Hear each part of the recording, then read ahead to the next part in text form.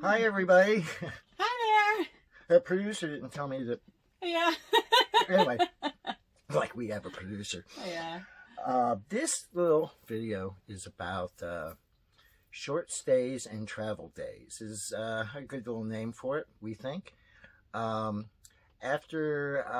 we left the New Bern area of North Carolina, we headed north, and pretty quickly, because I had a deadline at, I had to be at, in Fargo, North Dakota, for the Sugar Beet Harvest, and more on that.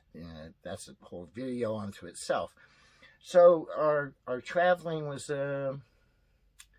rushed more, I think. Yes. Than we normally, unusual for us. than we normally do, and but we did see some cool things along the way.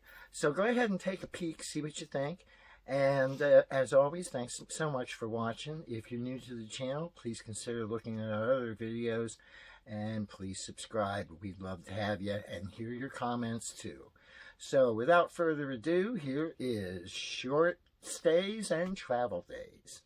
See ya. Take care.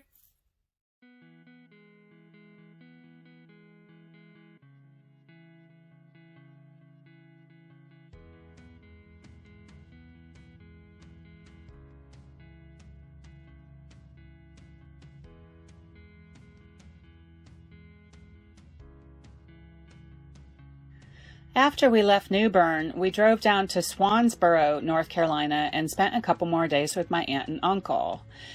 We just left the trailer hooked up in the driveway and spent those 2 nights sleeping in their house.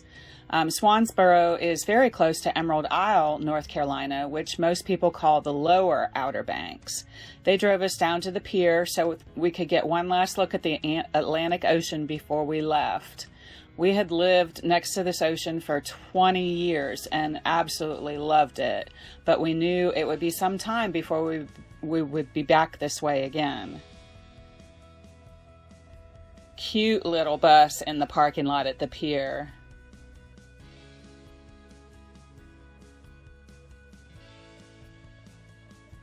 And they also drove us through Beaufort again.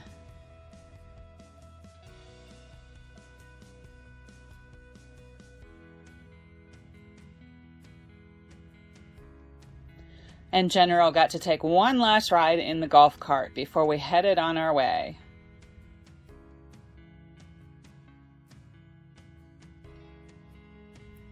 During this leg of our trip, our truck turned over 100,000 miles, which meant that our vehicle warranty was now expired, and we hope to address this subject in another video at some point.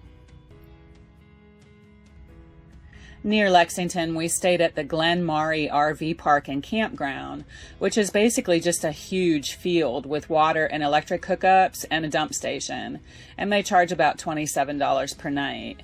There is another campground up the hill in the back of the park, but we drove up there with just our truck, and there's no way we would tow our trailer up there, although plenty of other people did. It's just very tight up there and on the side of a hill. There were actually a few things we would have liked to see while we were in Lexington, VMI or the Virginia Military Institute being one of them, but knowing we only had one day to explore, we chose to visit Natural Bridge State Park. Now, to see the Natural Bridge, you have to walk down 137 steps to reach the trail at the bottom of the hill. And of course, once you're finished with your 1.8-mile hike, you have to walk back up those 137 steps. But they do offer assistance for handicapped folks. You can drive down the hill to another parking lot and start your hike on fairly level ground. The Natural Bridge was pretty amazing and very pretty. And yes, there is actually a road that goes over this bridge, the Lee Highway. This property was surveyed by George Washington in his youth and was owned by Thomas Jefferson in the late 1700s. George Washington actually carved his initials in the rock of the arch, and you can still see those today. Further down the trail is the Monacan Village, an old Indian village. It was closed during our visit due to COVID. Keep going down the trail and you will find the Saltpeter Cave and the Lost River. Water flows through this small area, but no one has been able to figure out where the water is coming from or where it goes after this point. And at the end of the trail, you can see Lace Falls, which is a 30-foot cascade waterfall. Just beautiful.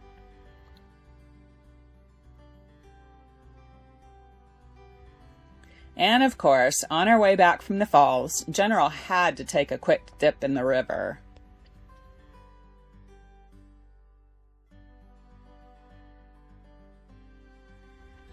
The historic 1833 Natural Bridge Hotel is right across the street from the visitor center and can be accessed via this tunnel which goes under the highway. Back at the campground, we took a closer look at the Paxton Mansion that is right there on the property. We would have liked to see inside, but it's only open to visitors during special events at the park.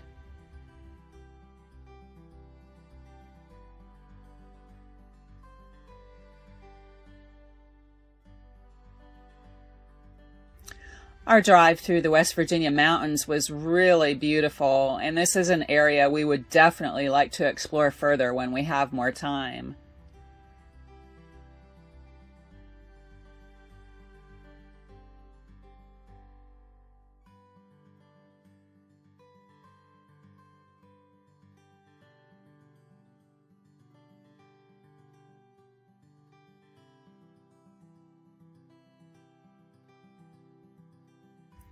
We drove right through the state capital of Charleston, and the Capitol building here has a beautiful golden dome on it. We stayed at the St. Albans roadside park just for one night. There are only 3 RV spaces here, but they are free and offer electric and water and a dump station. There is a nice paved trail next to the river and a Kroger grocery store right across the street. They have a memorial to Rosie the Riveter from World War II with some tributes to women who worked during the war that were from this local area. And we even saw a huge barge being pushed down the Kanawha River.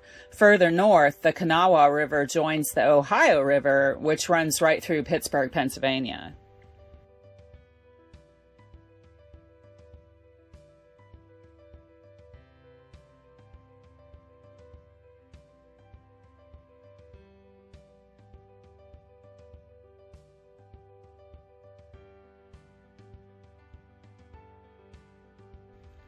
In Brookville, we stayed at the Franklin County Park campground, which offered electric and water and a dump station for about $25 a night. And again, we only stayed here one night. Our main attraction in this little town was the Skyline Chili restaurant. It had been about 2 years since we've had this chili, and we were very much looking forward to it. Before we left the restaurant, we even got 2 more servings to take home for the next day. If y'all have never tried Skyline Chili, it's also called Cincinnati Chili, and you can buy seasoning packets for this on Amazon, and there are also folks that offer recipes online. It's really something to try. After dinner, I took a few minutes to drive back into town and explore a little bit. Such a cute little town, and here they love roosters. The statues were put in place to advertise a chicken fry-off event, but were never removed.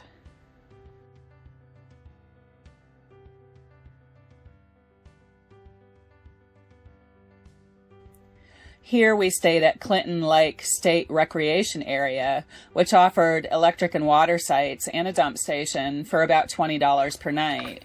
We stayed here 2 nights, but the site we had the first night was kind of locked in with no trails nearby, so we moved the next day to another spot, which had a nearby trail that went down to the lake, so General could play in the water.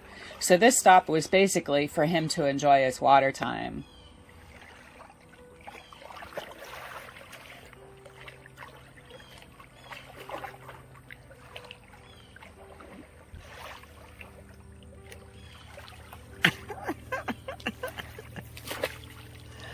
Good job. Where are you going with that there stick?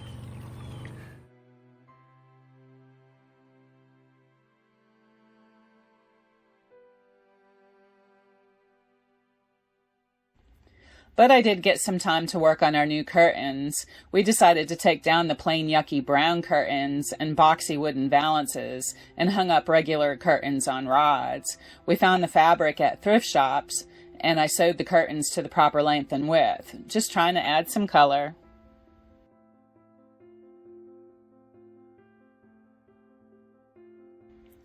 On this trip, we got to cross back over the Mississippi River, which is always a big thrill to us.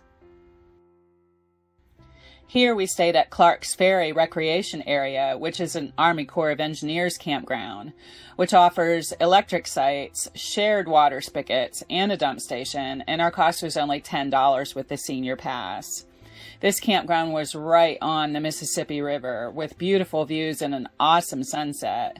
But there was also railroad tracks right next to the campground, with trains running through about every hour, all day and all night. The noise really didn't bother us. Ed loves trains, and it didn't seem to bother others either, since the place was packed all weekend and still half full on Sunday afternoon. The big attraction here was the Maquoketa Caves State Park. They had some beautiful caves and arches and lots of trails to hike. The only downside was the trails were not very well marked, and we got lost and ended up on top of a hill in a cow pasture when we thought we were headed back to the parking lot. So we put in a lot of miles that day.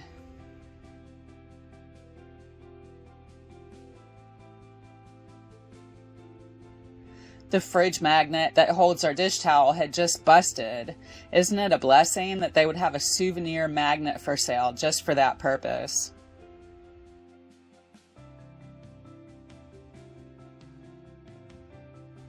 Here we stayed at Dolliver Memorial State Park, which offered water and electric sites with a dump station for $16 a night. We actually stayed here for 4 nights just because it was really beautiful and there were tons of hiking trails right inside the park. There was a river right next to the campground, but the water was a little funky, so we didn't let General play in it. But close by, we found this watermelon patch. Somebody must have spit their seeds out, and it rooted and took hold. It was huge, at about 20 feet long, and looked very healthy. We started up this trail on the side of this hill, and there were supposed to be Indian mounds at the top of the hill. Ed did fine on this trail, even with his fear of heights, but I was holding General's leash, and it really bothered me that the trail was so close to the edge of the hill, so I wasn't able to go up very far before we turned around and went back down. But perfect timing. Ed spotted this heron nearby and got some pictures of him, and General got to play in this little creek where the water looked just fine. The next day we walked another trail, which again had steps going right up the side of the hill, but luckily there was another trail slightly to the left, and that's the one we took. This trail was pretty long, but beautiful scenery. Good job there, baby.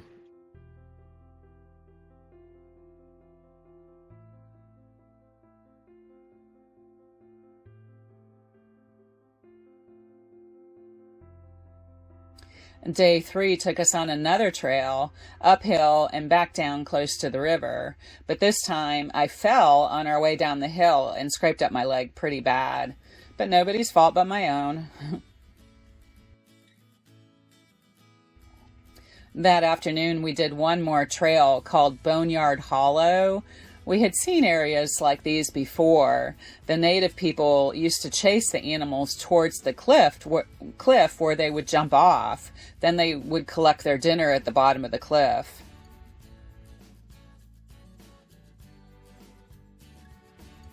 Even after tons of hiking, he still has some energy left to play with his toys.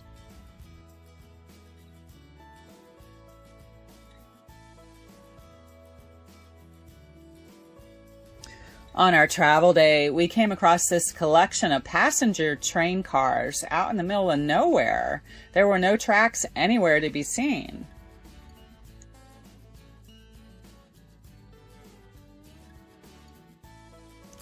Here we stayed at Granite Falls Memorial Park Campground, which offered electric and water sites with a dump station for $15 a night, and we stayed here for 2 nights.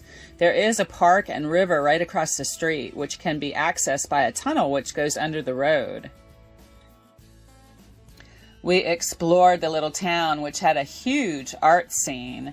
Everything is painted here. The street benches, the crosswalks, the walls in the little town park. This footbridge that crosses the river is also a local attraction.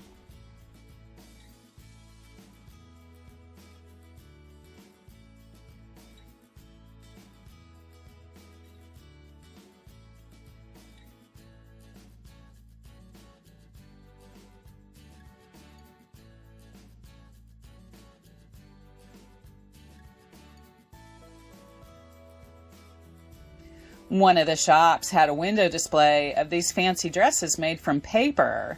If I remember right, I'm pretty sure this was a high school project. Pretty impressive for high school students. There's a museum here that is free to visit, just taking donations, and they have a ton of artifacts from the local area.